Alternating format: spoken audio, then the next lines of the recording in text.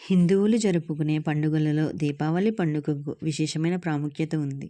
అమావాస్య చీకటిని దీపాల వెలుగుతో తొలగించే దీపాల పండుగను పిల్లలు, పెద్దలు ఎంతో ఇష్టంగా జరుపుకుంటారు. ప్రతి సంవత్సరం ఆశ్వయుజ మాసంలో వచ్చే అమావాస్య రోజున దీపావళి పండుగను జరుపుకుంటారు. ఈ రోజున ఇళ్లలో దీపాలు వెలిగిస్తారు.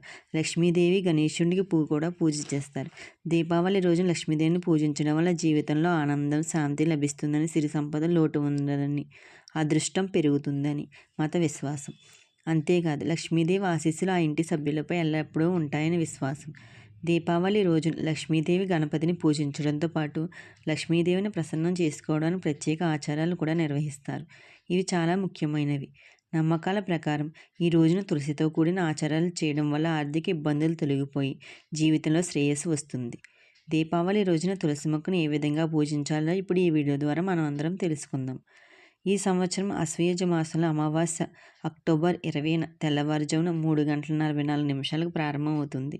ఈ తిథి అక్టోబర్ 21 ఉదయం 5:54 ముగుస్తుంది కనుక ఈ సంవత్సరం దీపావళి పండుగను అక్టోబర్ 20న జరుపుకుంటారు.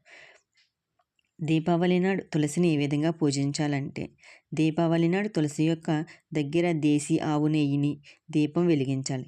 తులసి మొక్క చుట్టూ ప్రదక్షిణ చేయాలి. ఈ పరిహారం లక్ష్మీదేవిని అనుగ్రహం ప్రసాదిస్తుంది.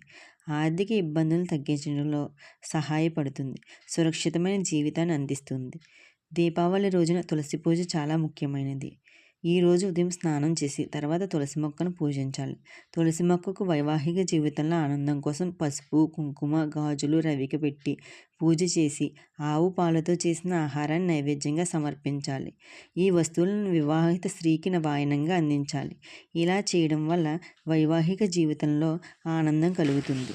దీపావళి రోజున తులసి మొక్కకు గంగాజలం సమర్పణ చేయాలి. దీపావళి నాడు కొద్దిగా గంగా జలాన్ని కలిపి వాటిని తులసికి సమర్పించాలి. తులసి మంత్రాలు కూడా జపించాలి.